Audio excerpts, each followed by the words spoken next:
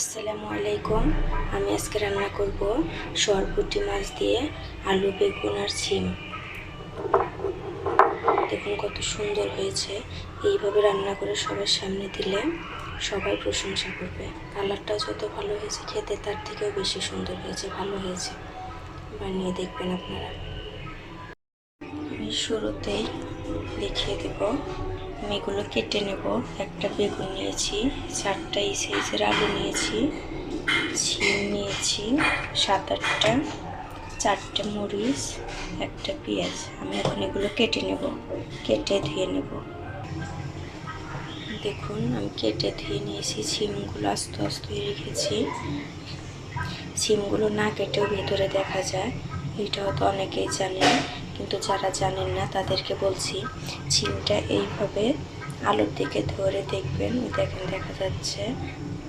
নষ্ট থাকলেও দেখা যাবে, ভালো হলেও দেখা যাবে। আমি এইভাবেই দেখে নিয়েছি। আমি এখন মাছগুলো পরিষ্কার করে নেব। আমি এই পাশে মাছগুলো পরিষ্কার করে নিয়েছি। আমি এটা 4টে সরপুঁটি নিয়েছি, সরপুঁটি রান্না করব।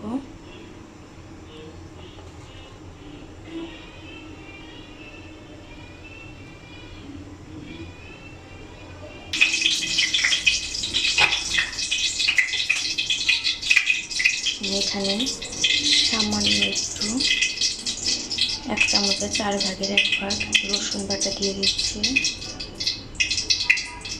4/1 আদা বাটা দিয়ে দিচ্ছি, দিয়ে দিচ্ছি 1/2 চামচ লবণ। ভাজার সময় লবণ আর ঝালটা বেশি দিতে হয়, তাহলে ভালো লাগে। দিয়ে দিচ্ছি হলুদ 3/1।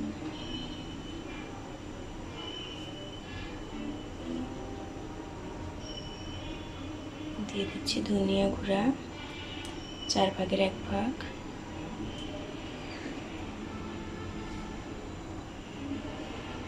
1/2 চামচ মরিচের গুঁড়া,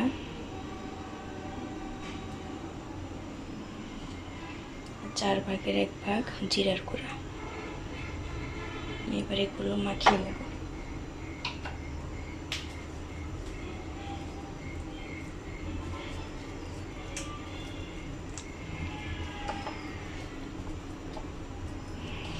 মাছগুলো কেটে কেটে নিয়েছি, তাহলে এর ভিতরে মশলা যাবে, ভালো লাগবে।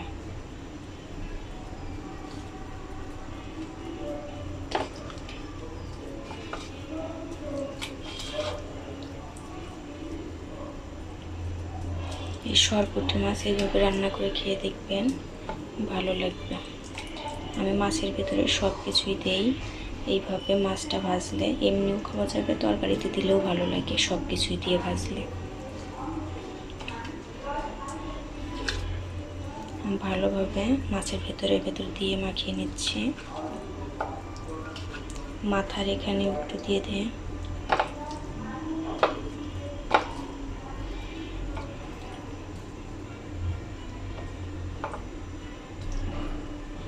দেখুন হয়ে গেছে।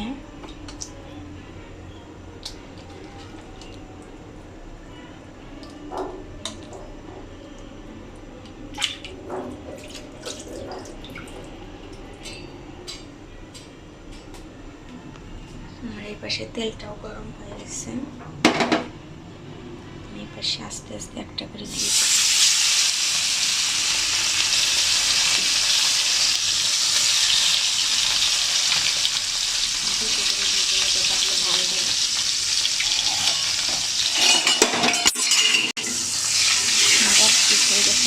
দিয়ে দেবো।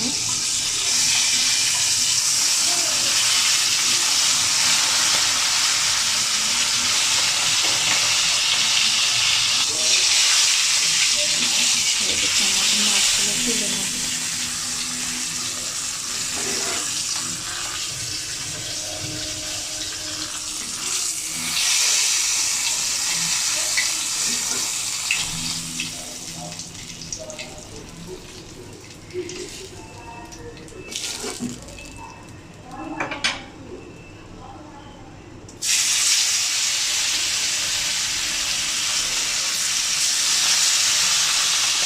মাছটা ভাজা হয়ে গেছে।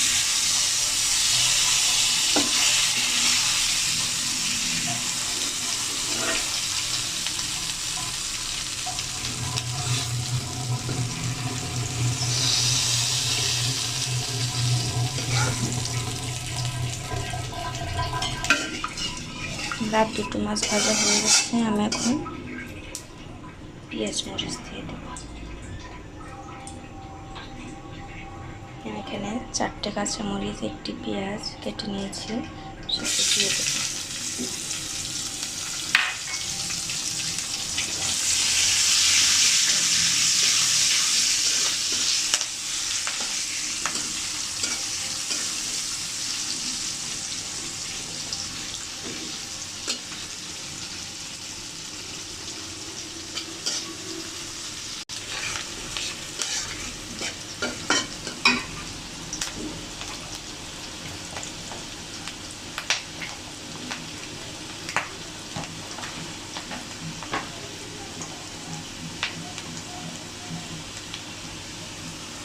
এক চামচ রসুন বাটা,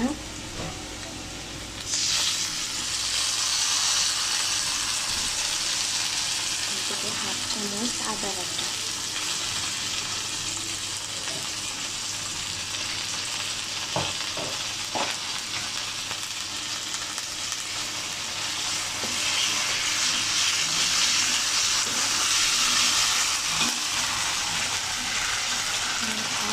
মাছটা মাখিয়েছিলাম সেই মশলা দিতে পানি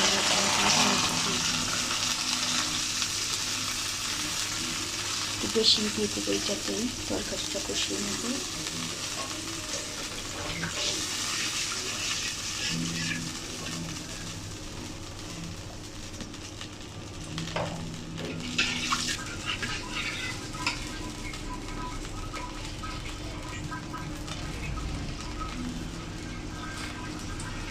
এক চামচ লবণ,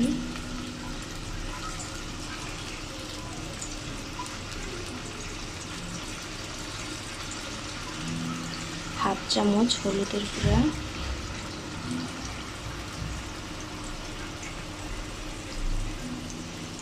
হাফ চামচের একটু কম ধনিয়া গুঁড়া,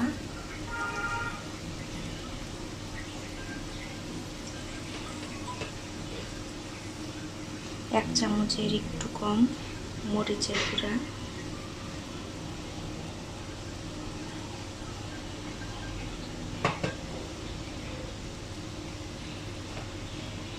দিয়ে দিচ্ছি অর্ধেকেরও কম জিরার গুঁড়া।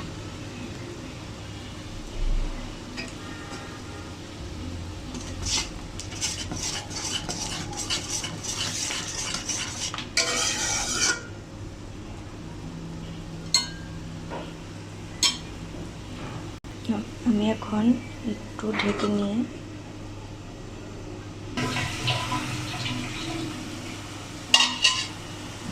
দেখুন উপরে একটু তেল তেল হয়ে এসেছে। আমি এখন তরকারিগুলো দিয়ে দেব, এই পানি দিয়ে বসে ধুয়ে রাখা আলু, বেগুন আর শিম,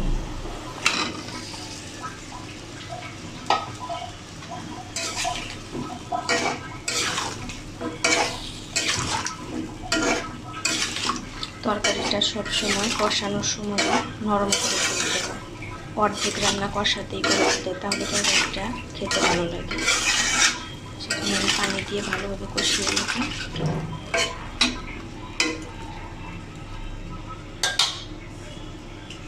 আমি ঢেকে কষিয়ে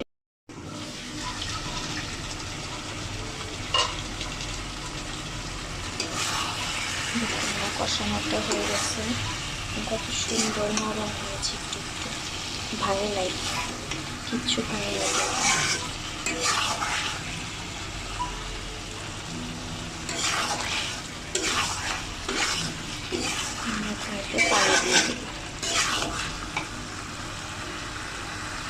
পানি দেওয়া দেখিয়ে দিচ্ছি, এরকম গ্লাস সবার ঘরেই থাকে।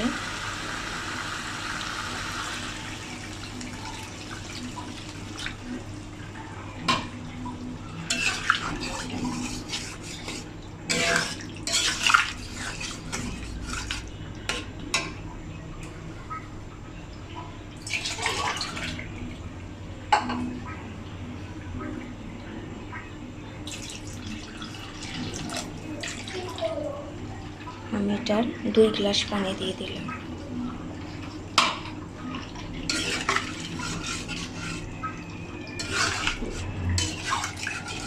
যারা নতুন তারা এইভাবে রান্না করে খেয়ে দেখবেন, সবার প্রশংসা করবে।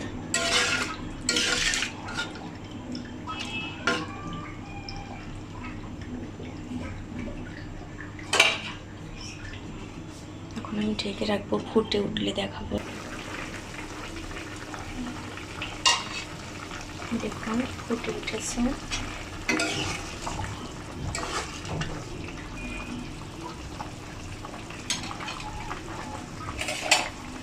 এই সময় লবণ চেখে দেখবো।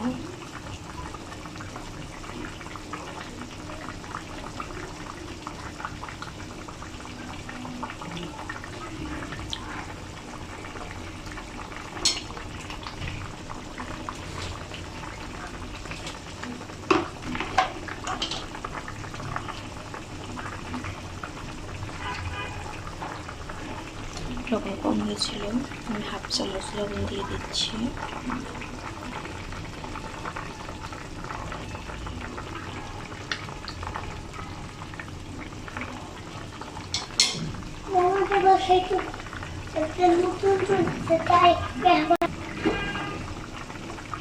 দিয়ে দিচ্ছি 3 ভাগের 1 ভাগ জিরের গুঁড়ো।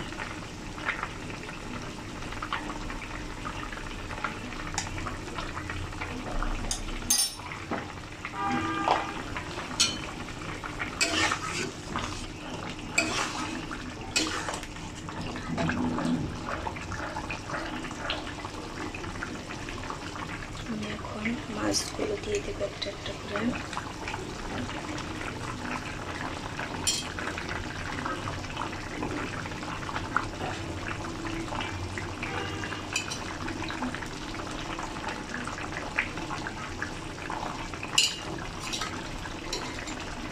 আমি এখানে সম্পূর্ণটা দেখিয়ে দিচ্ছি, এইভাবে দেখে দেখে রান্না করবেন,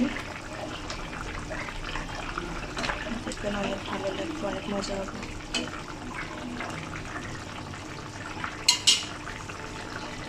আমি এখন ঢেকে ঝোলটা কমিয়ে নেব, যে যতটুকু খাবেন রাখবেন ঝোল ততটুকু কমিয়ে নেব। 3 মিনিট পর আমার ঝোলটা একটু শুকিয়ে গেছে। আমি এই সময়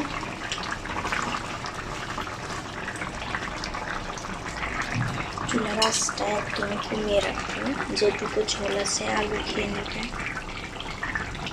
চুলার আঁচটা কমিয়ে 2 মিনিট রাখবো, উপরে তেল উঠে আসবে, তারপরে দেখাবো। 2 মিনিট পর দেখুন উপরে তেল উঠে পড়েছে। আমি এখন চুলাটা বন্ধ করে দেব, কারণ যে ঝোল আছে আলু আছে, এই আলু টেনে নেবে, আর একটু ঝোল ঝোল খেতেই ভালো লাগে। আমি এখন চুলাটা অফ করে 2-3 মিনিট রেখে দেব, কারণ এই অবস্থায় যদি আপনি তরকারিটা নামিয়ে ফেলেন তরকারির স্বাদটা কম হবে। আর 2-3 মিনিট পর ঢাকনাটা তুলে তরকারিটা খাবেন, দেখুন। আমি চুলা বন্ধর পর 2-3 মিনিট ঢাকা দিয়ে রেখেছিলাম, এখন দেখাবো ঢাকা দেওয়ার পরে কি হয়েছে। দেখুন কত সুন্দর কালার এসেছে। চুলা অফ করার আগে কিন্তু এই কালারটা ছিল না।